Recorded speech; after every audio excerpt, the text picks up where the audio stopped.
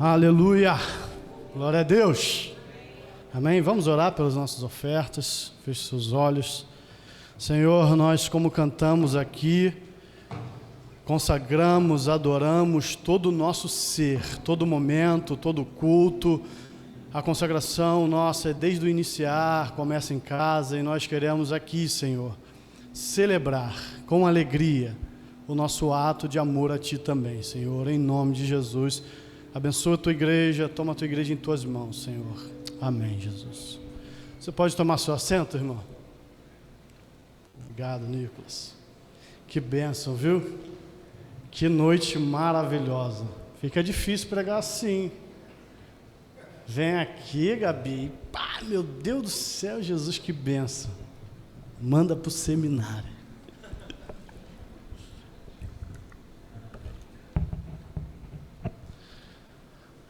Amém? Deixa eu abrir aqui para facilitar. Amém. Eu me lembro que na minha época de escola, minha época de colégio, eu sempre gostei muito de ir para a escola de bermuda. Sempre gostei bastante. Só que tinha dias que eu ia de calça. Quando eu ia de calça, quem já me conhecia sabia por que eu ia de calça. E aí chegava e falava: apanhou, né, Felipe? Apanhou, né, cara? Eu falei: apanhei, mano. Porque minha mãe tinha uma forma de me corrigir e ela tinha lá as suas maneiras, muito bíblicas a princípio. E uma dessas maneiras muito bíblicas era, às vezes, ir até o pé da goiabeira, tá? Porque é terapêutico, é bíblico. E você não pode ter uma vara nova, não. Minha mãe era crente. Não podia ter uma vara de costume para me corrigir, não. Porque era terapêutico. Quando eu fiz a atrocidade lá, a besteirinha lá, eu fiz. Ela respirava, saía, cortava o galinho, tirava, ia lá e me corrigia. Às vezes eu tinha que ler um versículo para entender porque eu estava sendo corrigido, porque o pai que ama corrige e faz parte. E aí, como é que eu ia para a escola? Com a calça.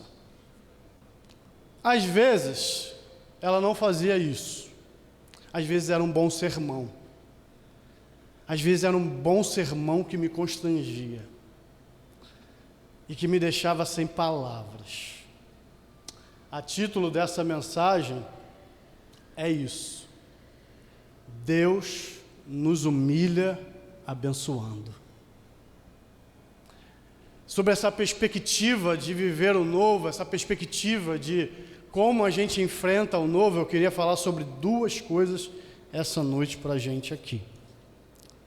A percepção que a gente tem a partir de uma comunicação de Deus falando sobre o novo, e a segunda é um reposicionamento que Deus faz sobre esse novo na nossa vida.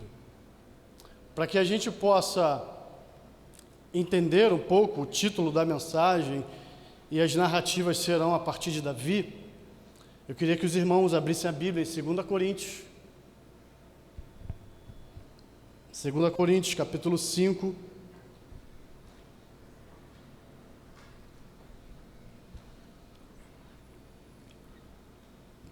Verso 14. Obrigado.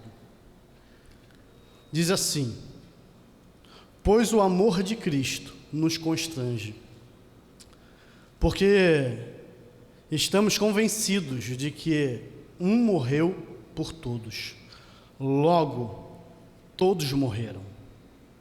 Você pode repetir comigo? Um morreu por todos, logo todos morreram. Essa passagem é uma passagem que diz que o Senhor entregou a sua vida por nós. E da forma e a maneira como Ele morreu ali, nós também morremos. Porém não passamos pelo que Ele passou. ele sentiu. Percepção é a faculdade de aprender da maneira do sentir ou mente, ou pela mente, né? Você pode ter uma percepção de algo com os olhos fechados e sentindo isso você tem uma noção do que é. Você tem a percepção a partir das coisas que a sua mente já elaborou. Você constrói na sua mente coisas e a sua mente ela é capaz de assimilar, guardar, e quando você vê algo ou semelhante ou igual, você tem a percepção de já ter visto ou ter visto de verdade. Isso acontece quando a gente entende que Jesus morreu por nós, logo todos morremos. É como está escrito aqui: pois o amor de Cristo nos constrange, nos humilha, porém nos abençoando. Há formas na vida de algumas humilhações em nós, como eu contei a primeira, nos constranger, mas a gente não se sentir tão abençoado, né? Fica envergonhado. Mas às vezes uma palavra, uma demonstração, um ato de amor, de entrega, ela é tão forte que ela chega a nos humilhar, nos constranger, por sabermos que não merecemos tanto assim. Deus nos humilha abençoando. Essa é a mensagem que eu quero trazer para a igreja essa noite. Na história de Davi, a percepção que o profeta Samuel tem é uma. Quando o Senhor fala para ele: Samuel, vai, sai, que eu vou te mostrar alguém que tu vai ungir como rei. Não vai ser mais Saul. Saul desobedeceu. Passou o tempo dele. Ele não entendeu. Desobedeceu. E aí, agora você vai. E aí Saul fala: Senhor, como é que eu vou com o rei do meu lado sair e ungir outro rei? E o Senhor dá uma estratégia para ele: não vai, você vai sacrificar em tal lugar, eu vou te levar. E em 1 Samuel, no capítulo 16, não precisa acompanhar não, depois você lê na sua casa com calma para não ficar extensivo. No capítulo 16, no verso 6, diz assim: quando chegaram, Samuel viu Eliabe e pensou consigo: com certeza este é o que o Senhor quer ungir. Olha o que está acontecendo aqui. Samuel vê um dos irmãos, o mais velho, pela primeira vez, um dos irmãos de Davi, e a percepção que dá a ele é que este é, com certeza, o que Deus vai ungir rei. Por quê? Porque a altura, a beleza de Eliabe chamava atenção. Todo o rei, todo o reinado, toda essa constelação, essa forma de ver um rei, tinha a postura, o tamanho. Tanto é que Saul, o maior, batia no ombro dele. O maior. E a gente sabe que os homens de lá, do povo de Israel, são altos. Normal. Então, mais ou menos, alguém ousem dizer, como historiador, que ele poderia ter seus 2,5 metros, 2 metros, mais ou menos, porque a altura daqui é de 1,80, mais ou menos, a altura média de lá, batendo no ombro, mais 50, e fica naquela de aqui e lá, 2 metros. E a percepção aprazível da visão de Samuel é o que ele tem como rei. O rei tem que ser grande, tem que ser forte, tem que ser guerreiro, tem que ser bonito, tem que ter uma boa aparência. Samuel, ele destoava, o Saul destoava um pouco, porque ele não vinha de uma linhagem real. Já era uma desconstrução para aquele tempo. Ele já vinha de uma família um pouco mais humilde. Tinha uns conhecimentos na linhagem da sua família, mas a Bíblia diz que tinha uma certa humildade ali num contexto dele. E ele, Samuel, está agora vendo o primeiro irmão. Só que o Senhor reprova. O Senhor reprova porque a percepção da lente do Senhor é totalmente diferente. A gente tem um olhar sobre as pessoas. Deus tem um olhar correto sobre as pessoas. Às vezes nós temos dificuldade de reconhecer no outro a potência que Deus tem, mas isso não impedirá o que Deus tem para fazer na sua história. Não adianta. Podem dizer que você não tem a cara de ser um dono de empresa, de não ter a cara de ser o melhor obreiro aprovado, mas isso não é, às vezes, as perspectivas de Deus. Às vezes pode ser o olhar do profeta sendo enganado. E a gente está falando aqui de um profeta, de alguém que estava acostumado a ungir alguém como rei, porque ouvia o que Deus tinha para dizer.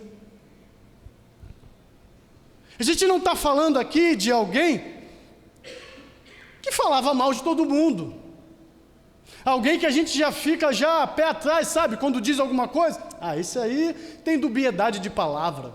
Não, a gente está falando de um profeta, que assumia ter a certeza de que Eliabe era quem era e deveria ser ungido. E a princípio aqui eu já quero te dizer, eu não sei quantas palavras negativas você já ouviu a respeito da sua história, mas a única palavra que vale você ouvir e seguir é aquela que Deus tem falado para você. É a palavra que Deus tem falado para você, que você é um filho amado dele, e ponto. É sobre isso. Quando continua o verso 7, o Senhor, contudo, disse a Samuel: não considere a sua aparência e nem a sua altura, pois eu o rejeitei. O Senhor não vê como o homem. O homem vê a aparência, mas o Senhor vê o coração. O Senhor já tinha visto o coração de Davi, assim como ele já viu o teu coração. O Senhor já tinha visto, sabe? E aí fica Samuel, entra um, não é você. Eu não posso ver como eu tenho que ver. Eu tenho que ver como o Senhor vê. E aí, passam-se os 7 irmãos, e ele pergunta, acabou? E o pai diz, não, ainda tem Davi. E o profeta diz, então tá bom, vamos esperar Davi chegar. Eu vou esperar Davi chegar aqui, ninguém come enquanto ele não chegar. Porque a gente tem que saber, porque é nessa casa que vai acontecer o milagre de Deus. O rei vai sair daqui. Está entendendo? O reinado, a bênção vai ser daqui. Então não vou sair daqui enquanto ele não chegar. E aí chega Davi, e aí quando Davi chega, Samuel tem agora uma lente de Deus. Ele tira o óculos dele, perceptivo, pessoal, e ele agora está com a lente de Deus, vendo um filho de Deus entrando na casa, chamado Davi, e ele tem a certeza, não dele, mas sim do Senhor, que esse é aquele a qual Deus escolheu por trás das malhadas, do lugar onde ninguém queria cuidar das ovelhas, do tipo das ovelhas malhadinhas. O O Senhor conhece o teu coração. O Senhor sabe do teu íntimo, do teu mais profundo. Não deixe que a visão das pessoas interrompa o processo e as bênçãos que Deus tem para fazer para a sua vida. Não deixe que a visão, a percepção das pessoas diminuam o que Deus tem para fazer para você. Ei, continue sendo um grande sonhador lá no lugar das malhadas. E acontece isso, sabe? Mesmo acontecendo isso, seus irmãos não o respeitavam. Às vezes o novo de Deus não é o novo no tempo que a gente quer. É um novo contínuo, não é um novo aparente, é agora, reflexo. É um novo contínuo. Não é porque o Senhor falou que você vai chegar lá, que já é o novo, não, ele é a aparência mais profunda de um continuar, de um novo, do que Deus vai fazer. E ser ungido como rei já é novo, porque você não era antes. Mas isso não significa que você está a ponto de já pegar o reino, a ponto de já ser rei. O novo de Deus é um processo contínuo que vai te abençoando e te constrangendo. Deus vai te humilhando e te abençoando, te constrangendo e te capacitando e te formando e te crescendo. E se a gente não consegue enxergar com a lente de Deus esse caminho, a gente fica igual Samuel. Como é que pode? Deus já me ungiu rei e até agora sou um fugitivo. Saul a todo momento me pegando para cá, tentando me matar aqui, e aí eu tenho uma amizade com o filho dele que me faz escapar, mas eu estou a todo momento, e Deus já me ungiu rei. Que novo é esse? Que esperança é essa? O novo de Deus é um processo contínuo. Ele não vai te abençoar só agora, querido, ele vai continuar te abençoando. É processo, não é? E aí, a Bíblia conta que Davi, ele, nesse caminho de ter que entender as percepções externas, de leituras sobre quem é ele, e ele não deixar que isso interrompa o seu processo, diz que o seu pai, quando Golias está há 40 dias já falando e indo na guerra, dizendo: não tem nenhum valente que possa me enfrentar, não tem ninguém aí que possa olhar, que seja bom o suficiente para que nós, filisteus, se vocês vencerem, te servamos. Que essa era a proposta de Golias. Se alguém me vencer, nós vamos servir vocês.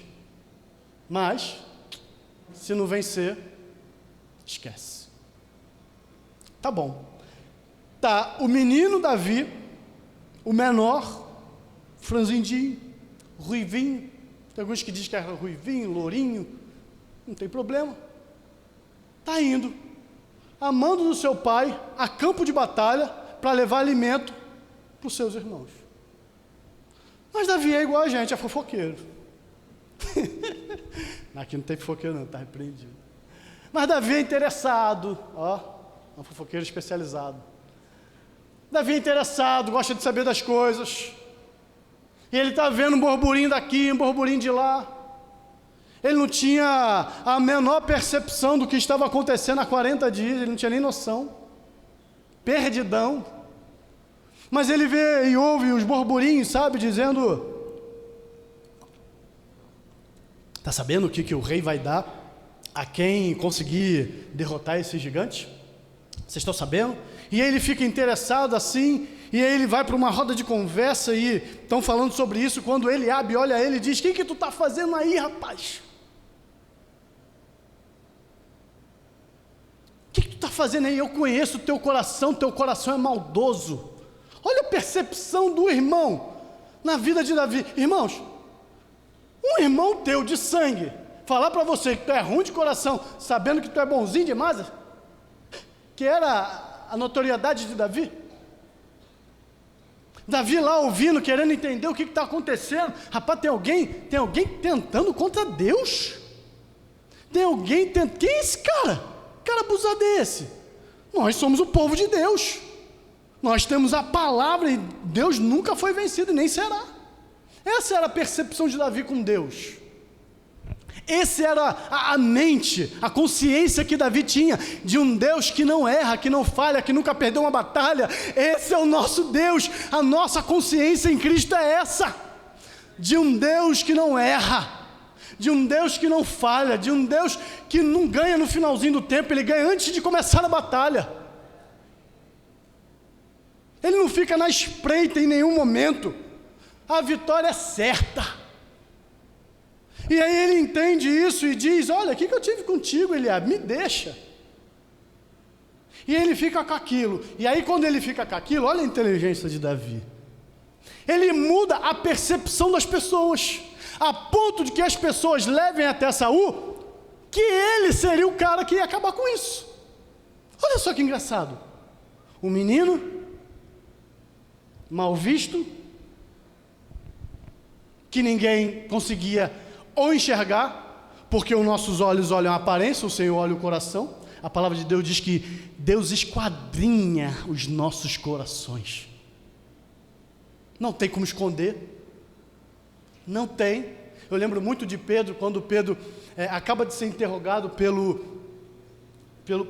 imposto, se dava ou não dava, o tributo, e quando ele entra na casa, Jesus já pergunta para ele antes dele falar. O que é melhor? Qual é o correto? Quem tem que dar o imposto? Os filhos do rei ou aqueles que são serviçais? O povo? O povo. Então tá bom. É isso aí. Então vai lá, pague para que não escandalize. Para que ele não se escandalize. Vai lá, paga. Deus já esquadrinha o nosso coração. E Davi, ele começou a mudar a perspectiva. Tanto é que Saul chama Davi para saber que história é essa que ele está falando que vai vencer o gigante. Porque não tinha ninguém falando que ia vencer. Sabe o que eu aprendo aqui? Que nós temos que ter a consciência que quando estamos com Deus, pode vir o que vier, nós com Ele estaremos melhores. Não vão prevalecer. Maior é o que está em nós. Ele muda a mente dos caras. E aí, não sei dizer se alguém chacotou, se alguém brincou. Deixa ele lá ver. Quando Saul, por percepção, vê ele entrando, não fica muito animado. E Saul diz para ele, você, mais um na vida de Davi, você vai conseguir derrotar Golias, que tinha aproximadamente 2,90 metros de altura. Meu filho, não é para sua alçada. Ei, essa faculdade aí que você quer lá em outro país, não é para você não. Ei, faz aqui mesmo no Brasil. Ei, esse teu sonho aí que você está querendo alcançar, não tem nada a ver com você não, cara. Mas Davi vem e conta a história dele para mudar a percepção de Saul. Davi fala, ei, não, calma, deixa eu te contar uma história aqui. O teu servo cuida das ovelhas do pai dele. Quando vinha o lobo, eu estou mudando já os animais, quando vinha o leão, e quando vinha o urso, o teu servo ia lá, lutava contra o urso, contra o leão, tirava a ovelha da boca, e Deus dava a vitória. E aí ele se entrega. Olha como ele se entrega. Ele diz assim, e o Deus que faz tirar da boca do leão, vai me dar a mesma estratégia para poder chegar lá. Ele diz o quê? Para Saul, não sou eu que venci o leão, não sou eu que venci o urso, mas toda vez que Deus precisou de um valente, eu não recuei. Irmão, você é profundo. De quantas vezes Deus te chamou para fazer uma coisa e você recuou? Porque você ficou com medo. Medo é fé na derrota. Medo paralisa. Medo é impossibilidade de. Quantas vezes você ficou com medo e Deus falando: ei, eu conto contigo, vamos embora. Ah, mas eu tenho que me preocupar com a minha vida pessoal. E o Senhor: não, me busca que o resto vai chegar em você. Vem para minha casa, adora, serve, vamos embora. Eu conto contigo, eu tenho uma obra com você. O resto eu vou acrescentar, eu vou fazer. Davi disse para Saul: Saul, não tem nada a ver com a gente. O que Deus quer é confiança. É um filho que confia nele. É um filho de coração. É um filho que acredita que quem vence é ele, não nós. Ele só precisa de um valente. Saul toma aquela palavra, entende essa proposta e bota nele as suas armaduras.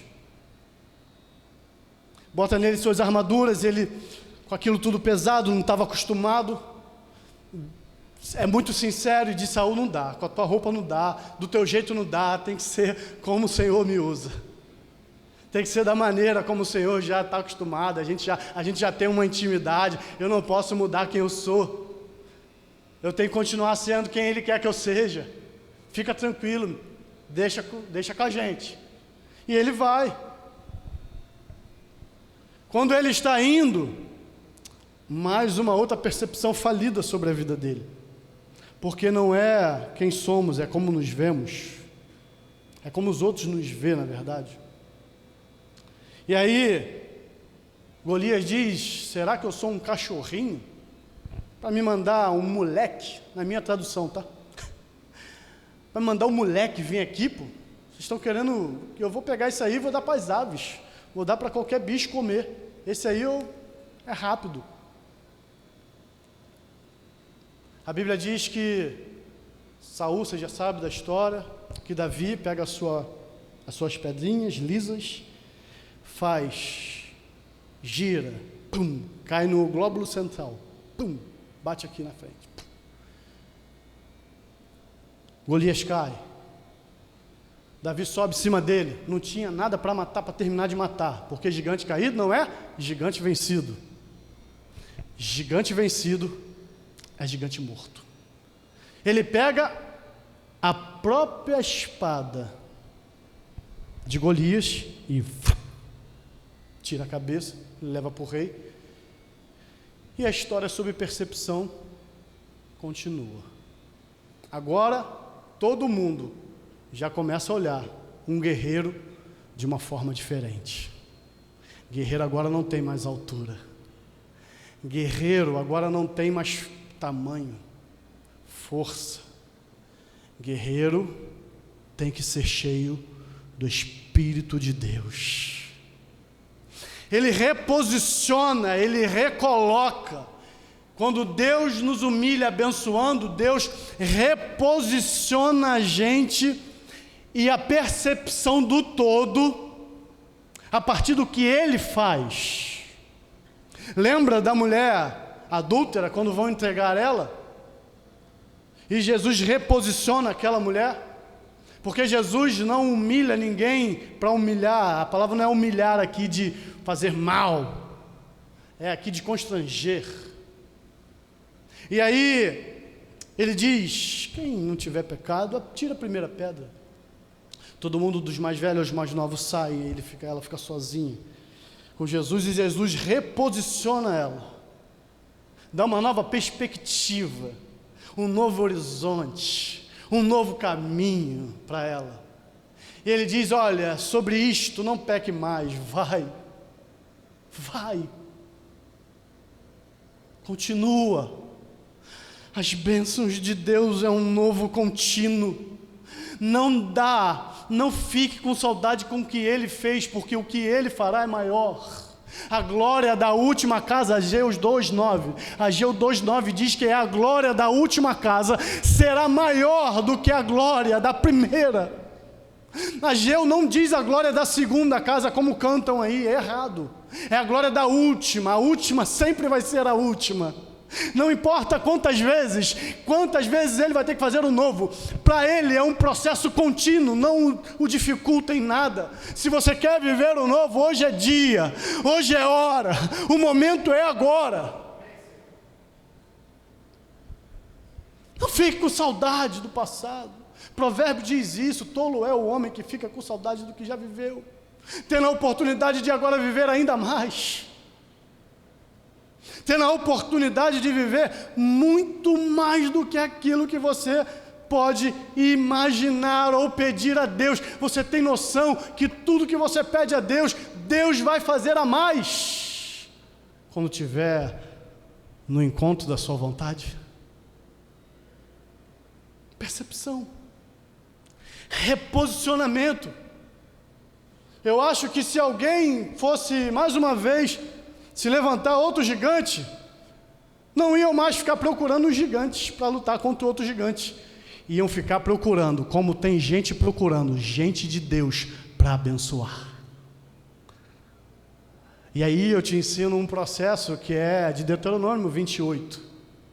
As bênçãos de Deus, elas são condicionadas, ou você pode pensar condicionado ou atraídas pelos filhos obedientes a Deus.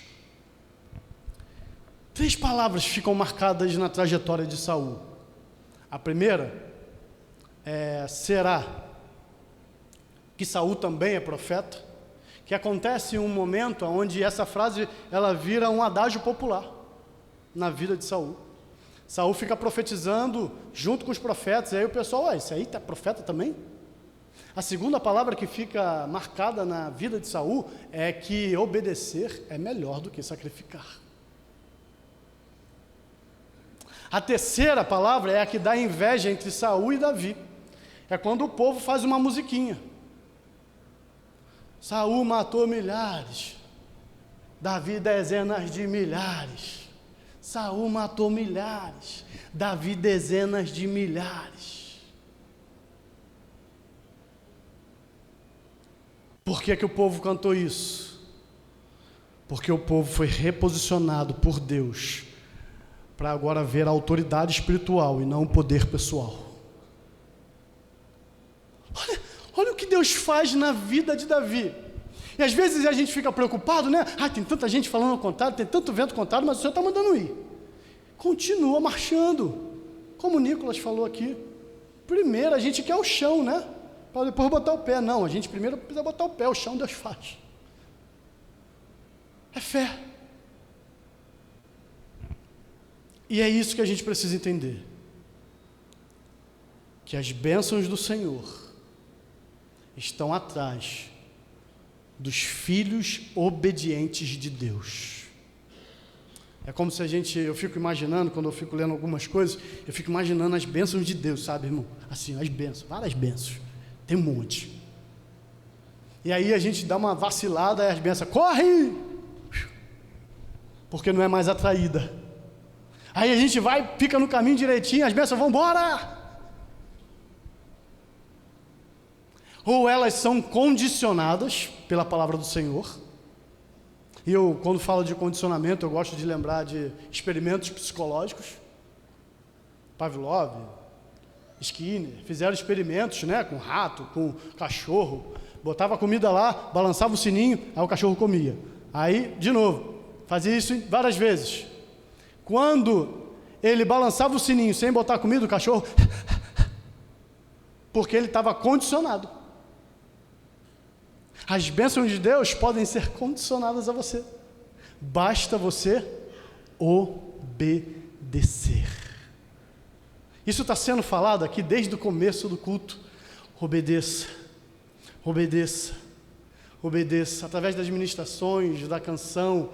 O Nicolas aqui eu contei umas 4 vezes, Nicolas, você falou isso aqui. Obedeça, obedeça, obedeça.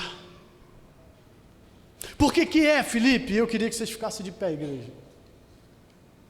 Por que é que algumas coisas não acontecem? Por que eu estou aqui no caminho, estou fazendo?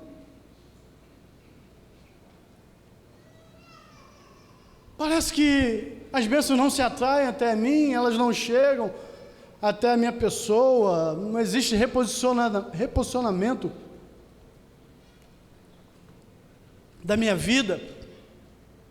As pessoas não me veem diferente, as pessoas não veem Jesus em mim. O que está acontecendo? Falta de obediência. Falta de ser um filho que obedece não pelo que quer, e não por interesses. Nós não obedecemos a Deus para ser rei.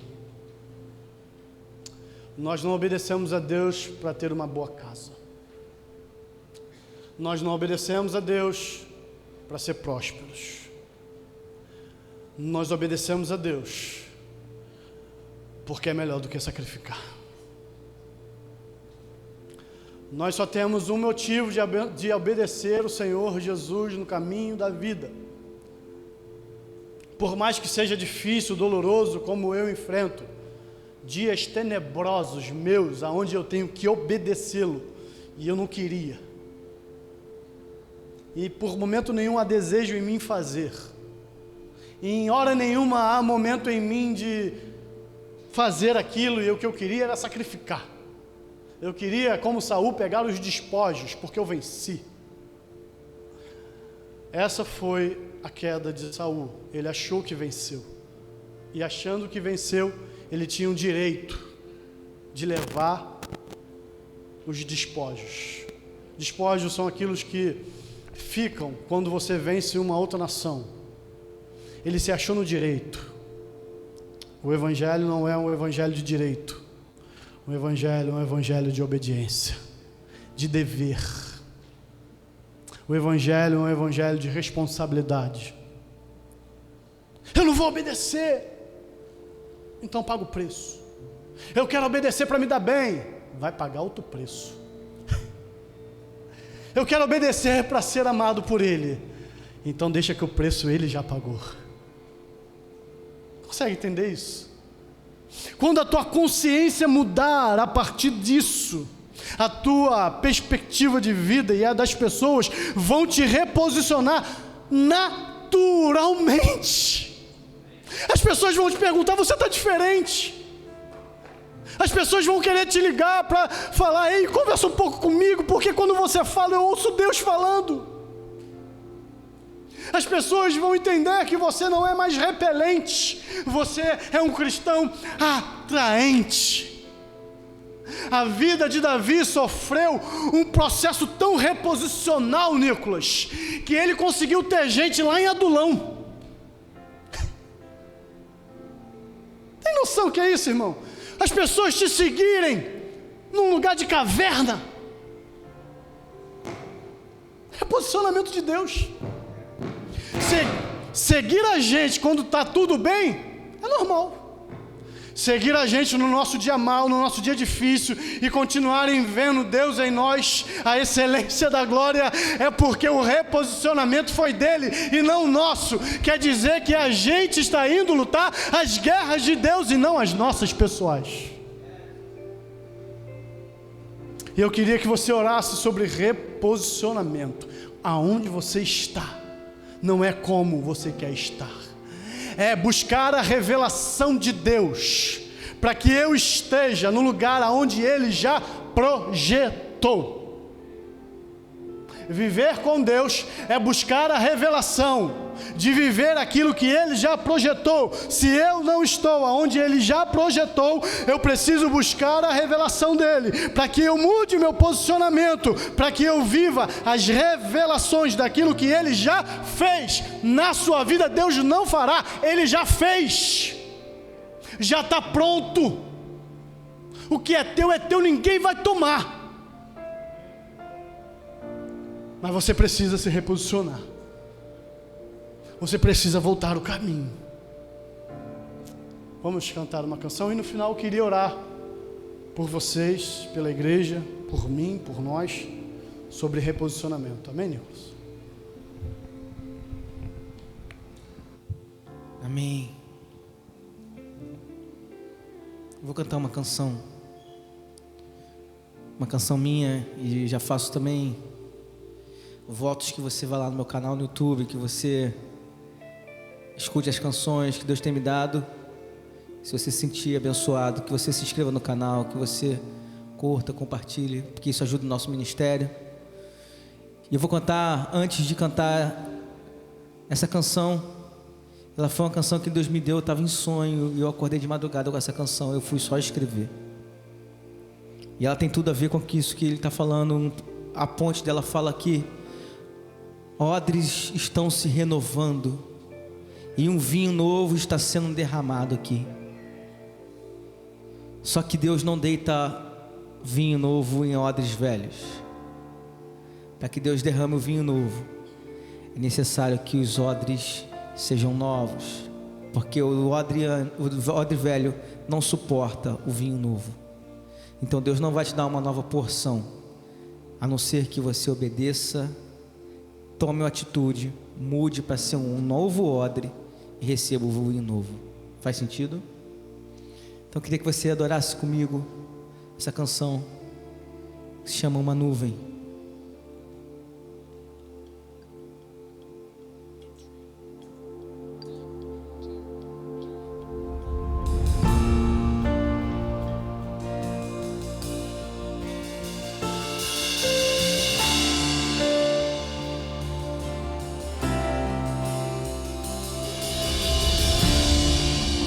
Doce presença está aqui,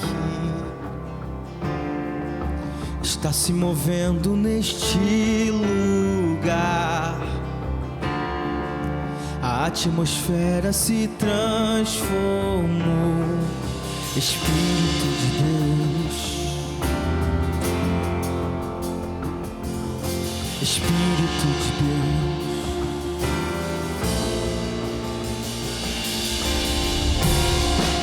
uma brisa suave a nos rodear.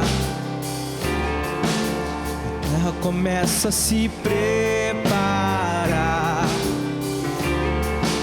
As águas começam a se mexer. Nosso amado vem.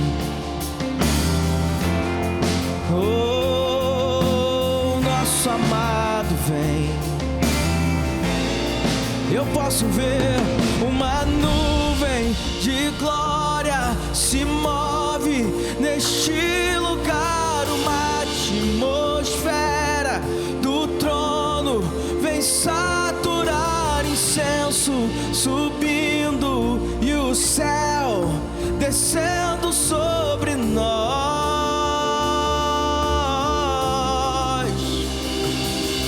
Com peso, com força, teu reino vem revelar a sua vontade, querendo nos avivar com tudo que somos. Cantamos, te desejamos, Deus.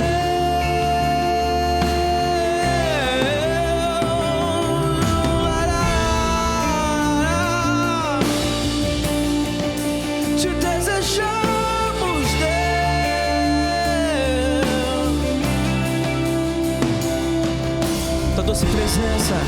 Tua doce presença está aqui, está se movendo neste lugar. A atmosfera se transformou.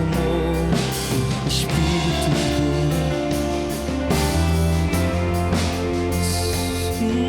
Deus, Espírito de Deus.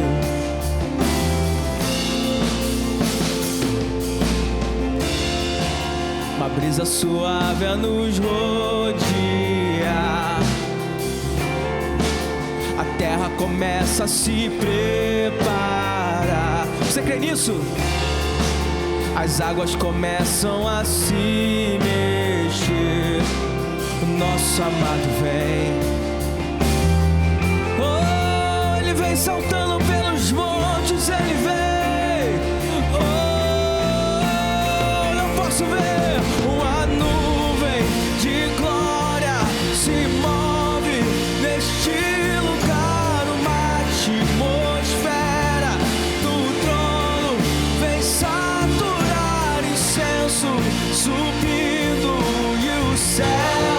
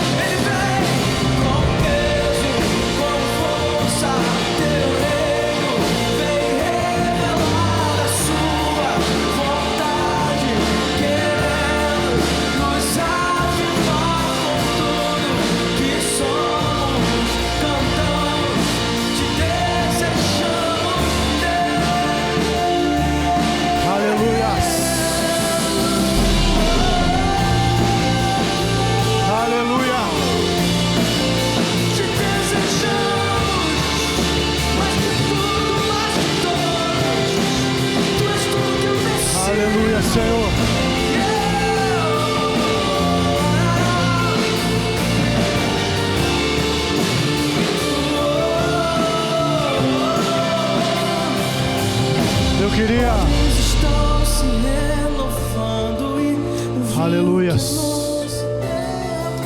Igreja, eu queria orar por você, que como essa canção diz, que você precisa reposicionar, ser um odre novo, para que o novo que está chegando não despedace dentro de você, mas que você comporte.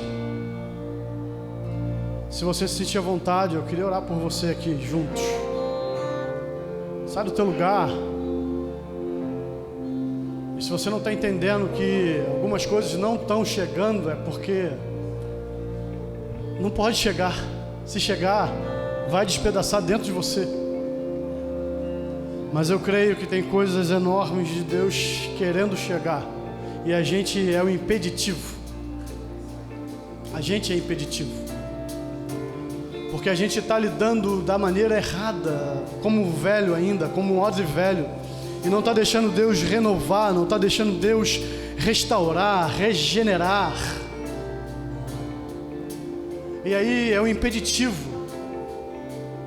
porque se eu aprendi uma coisa, a glória de Deus não se esvai, ela não se derrama, ela enche. Não tem desperdício no tempo de Deus. Então, se você quer viver um reposicionamento, eu queria orar com você. E se você se sentir à vontade, gostaria que você viesse aqui à frente e a gente orar juntos.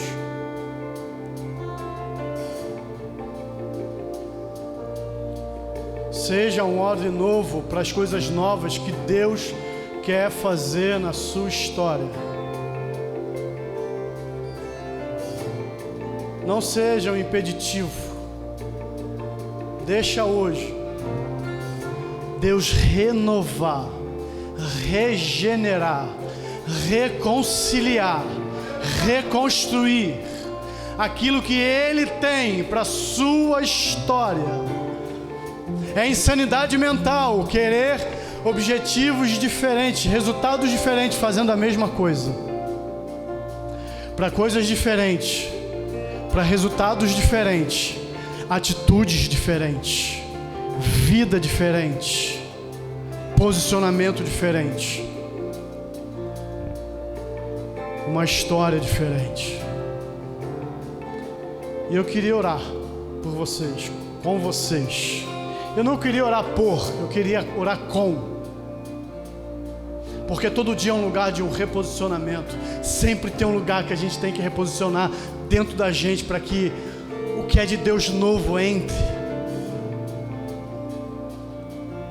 Se tem mais alguém, eu queria esperar um pouquinho só. Vem.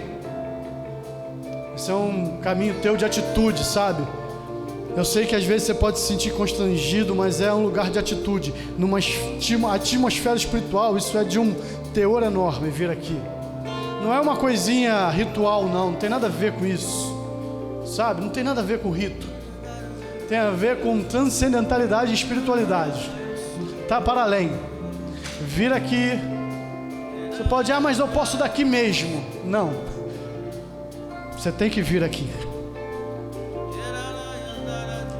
Eu sei que você está relutando, porque tua mente diz isso para você. Fica daqui mesmo. Fica daí, fica daqui. E o Senhor fala, não, eu preciso de posicionamento. Posicionamento e reposicionamento é lugar de mudar o caminho, é mudar de andar. Não é um lugar de estátua. É contínuo. Você tem que vir mesmo. Me desculpa, mas você tem que vir. Você está me ouvindo? Você tem que vir. Você tem que vir. Não é sobre a gente, não é sobre a gente querer te ver. É sobre o Espírito Santo querer derramar grandes coisas sobre a tua história. Oh, aleluia!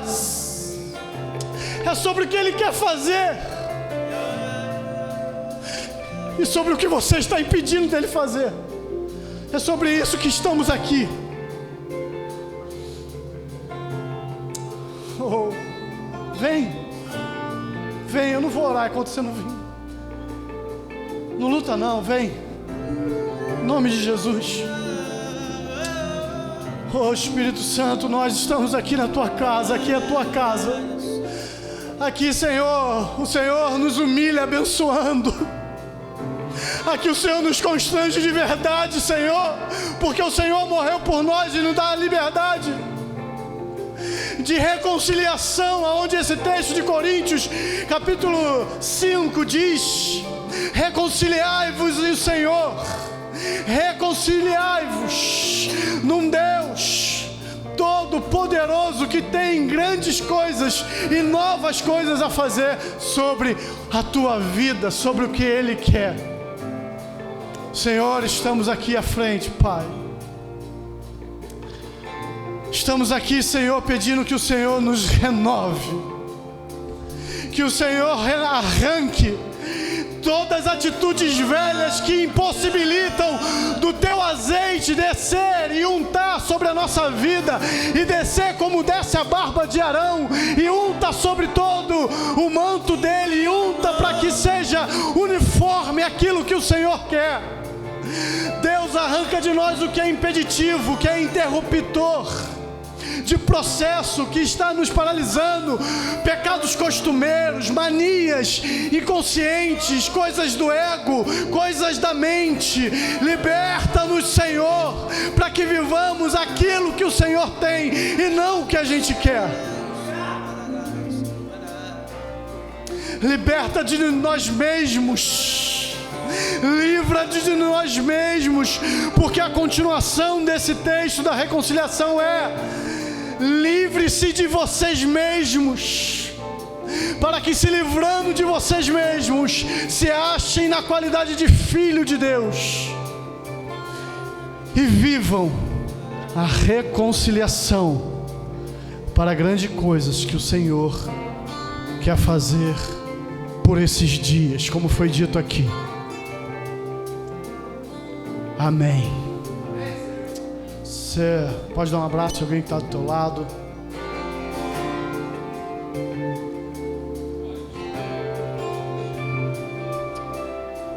Aleluias. Igreja, nós já estamos terminando mais um dia de conferência, a qual o Senhor tem falado conosco. Não deixe de vir amanhã de manhã, às 10 horas, vamos ter aqui um fórum. Vai ter o pastor João Bechá. Deus tem usado muito o João Bechá lá no Seminário do Sul, na igreja dele, em outros lugares que Deus tem levado o João. É um homem dotado da palavra de Deus, voz de Deus. E logo à noite também teremos uma pregação, uma adoração e a continuação do que Deus está falando com a gente aqui nesse lugar. Ontem ele falou: não olhe para trás. Hoje ele está falando: se preocupe com a perspectiva de reposicionamento. Amanhã ele vai falar coisas maiores e melhores. Amém? Amém. Glória a Deus. Que Deus te abençoe. Vá em paz. Vá em paz. Se quiser, visite a sala de oração. Fique em vontade. Você está na casa do seu Pai. Amém. Mais uma vez, muito obrigado pela oportunidade. Muito obrigado por estar com vocês nesse tempo. Espero que vocês tenham sido abençoados. E eu quero, para terminar, liberar sobre vocês essa palavra. Odres estão se renovando e um vinho que é novo se derramando aqui. Eu profetizo, odres estão se renovando e um vinho que é novo se derramando aqui. Você pode levantar suas mãos, recebendo esse vinho novo, pode? Odres estão se renovando e um vinho que é novo se derramando aqui. Profetizamos, odres estão se renovando, odres estão se renovando e um vinho que é novo se derramando aqui.